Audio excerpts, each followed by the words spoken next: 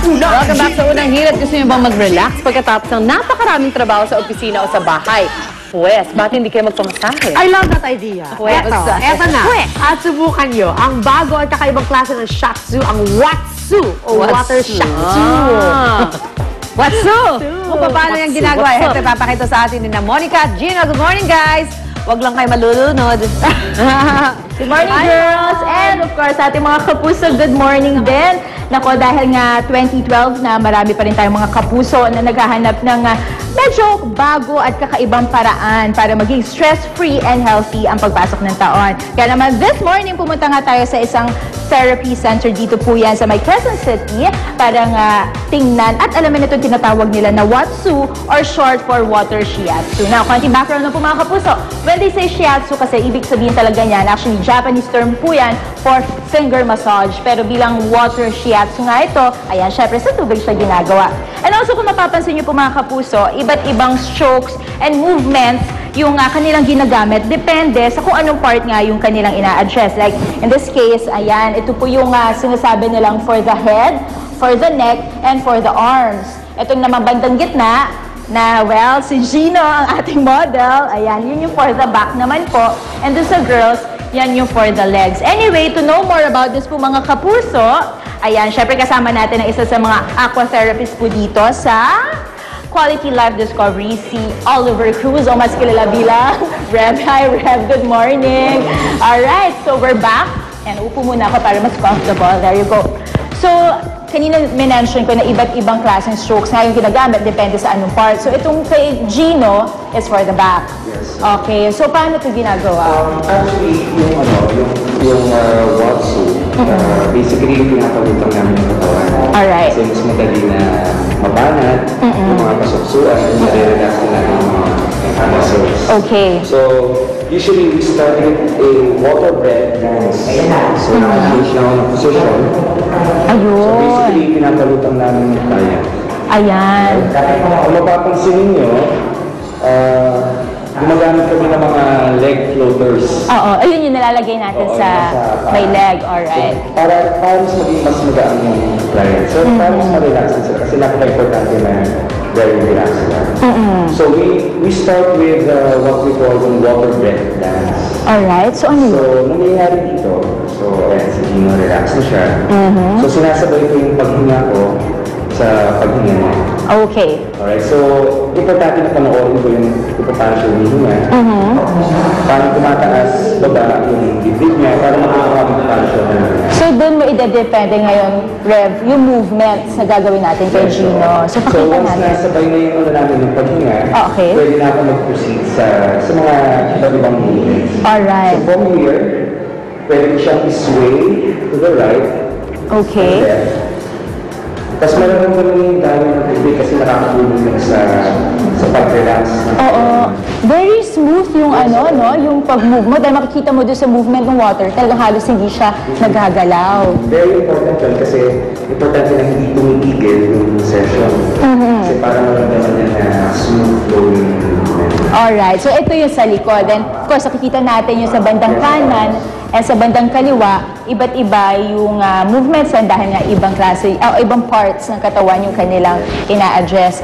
Now, Rev, usually ba, kanino magandang gawin itong Watsu? Actually, kahit sino pwedeng mag-avail ng Watsu. Normal people na stress, na nagsisik lang ng... Pang-distress lang, oo. Pero kasi mapapansin natin na magandang gamitin dito for stretching, nare-relax yung mga muscles. Kaya dito sa center, ginagamit din namin yung Watsu sa mga may kapansanan. Like for example, okay. yung mga may cerebral palsy, kasi nababanat sa mga nare-relax yung mga muscles nila. Alright. Para sa mga matatanda, na may sakit sa, alam mo, sa kasunod, may ginamit niya yung mga rayuman, nakakatulong po sa pagbawas ng sakit sa kanilang mga tulog, kanilang likod. Now, ito gusto kong tanungin kasi I'm sure ito wala namang stress sa buhay to. But anyway, mukhang nag-enjoy naman siya. Gino, kumusta naman ang experience? Siyempre, galing ako gym, sobrang sore na ako. Ang galing nung method nila dahil siyempre, paparelax ka. Tapos at the same time, parang sinistretch ka na rin niya. So, may konting masahe. And yun, basically, na-cleanse yung emotions mo rin lang. Ayun. Actually, trinay ko rin itong mga kapuso. Nakatulog ako. Nakatulog ka rin ba kanina, Gino? Very relaxing talaga siya. Ano pa ibang benefits ito? Dahil nakaka-relax na for insomniacs. Bagay. Bagay sa atin. Hindi ako matulog. Absolutely makakatulog sa nakakatapos. Ayun. For people with stress, yun, pananakit sa katawan, yung muscle spasm, Ayun. yung stressless trabaho, nakakatulong ito. Alright, thank you so much. Anyway, mga kapuso, mas marami pa tayong pag-uusapan tungkol dito sa Watsu sa pagbabalik po natin yan. Po kaya alas, dapat po unahirin.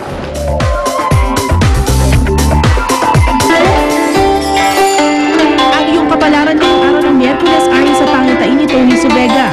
Libra, ang iyong pananahimik ngayon ay tama lamang, ngunit kung kailangan ilabas mo ang iyong saloobin ay gawin mo. Makatutulong ang paglalabas ng sama ng loob para lumuwag ang nadaramang tensyon sa iyong dibdib. Scorpio, hindi ka masisisi nino man kung susunod ka sa patakaran. Huwag magpabuyo sa mga sulsol, maging matalas ang pakiramdam bago umakto. May darating na imbitasyon at huwag itong baliwalain dahil kung hindi, baka ikaw ang mawawalan. Sagittarius, mas mabuti makialam ka kaysa wala kang gawin. May mga dayuhan na magbibigay sa iyo ng mas matatag na hanap buhay. Capricorn, iayos ang lahat ng records. Sinusubok ka lamang ng iyong mga kritiko kung hanggang saan ang iyong pasensya. Huwag mo silang pansinin at tumutok ka lamang sa iyong mga dapat gawin. Dahil ito magbibigay sa iyo ng higit na benepisyo. Aquarius, sablay man ang mga pangyayari ay magiging maayos naman ang iyong public image. May mga taong maimpluwensya at mapera ang babanggain mo. Maging madiplomasya. Pisces, ang hindi mo inaasahang kaibigan ang gagastos ng iyong balak na pagtitipon. Maraming biyaya na darating na hindi mo namamalayan.